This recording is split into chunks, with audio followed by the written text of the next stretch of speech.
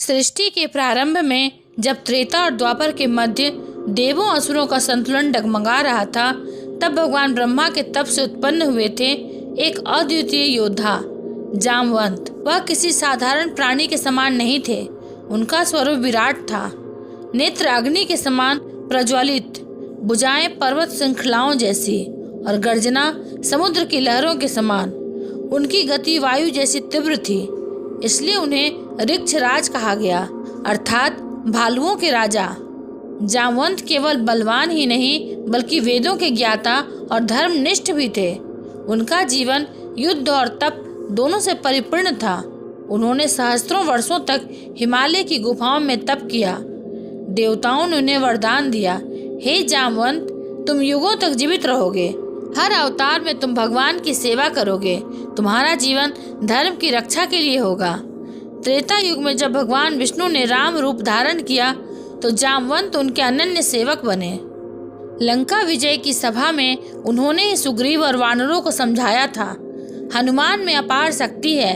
यदि वह अपने सामर्थ्य को पहचाने तो सागर लांघ सकता है।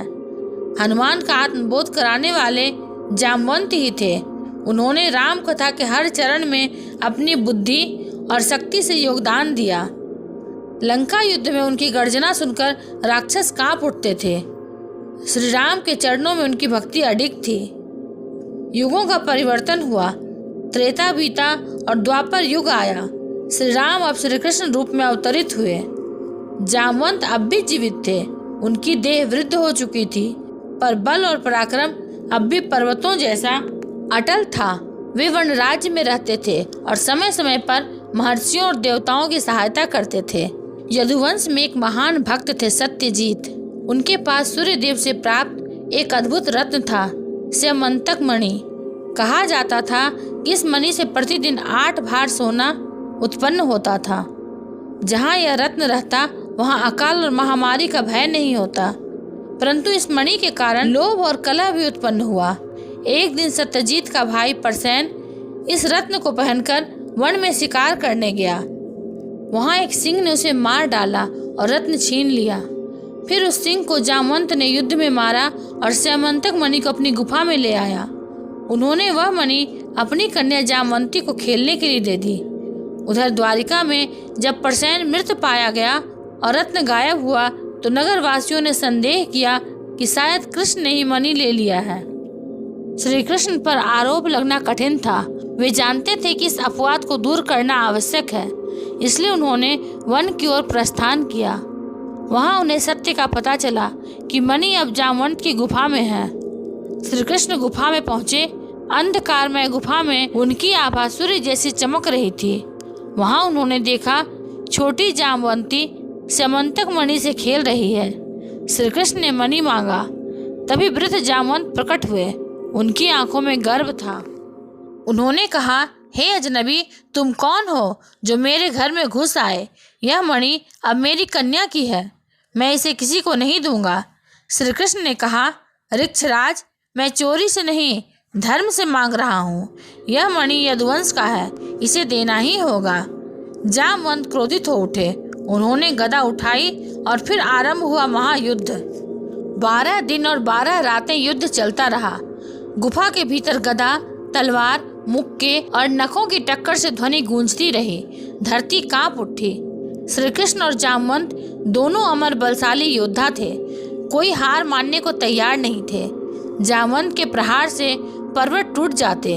श्री कृष्ण का संकल्प अटल था। गदा से गदा टकराई, शरीर से शरीर टकराया। गुफा की दीवारें कांप उठी। अंततः जामवंत थकने लगे। वर्षों का वृद्ध शरीर अब शिथिल होने लगा। उनके प्रहार धीमे पड़ने लगे। श्री कृष्ण अब भी अडिग खड़े थे। जामवंत ने देखा, जिस योद्धा से वह लड़ रहे हैं उनके नेत्रों में वही तेज है, वही करुणा है, वही प्रभा है जो कभी रामचंद्र के नेत्रों में देखी थी। वे अचानक रुक गए।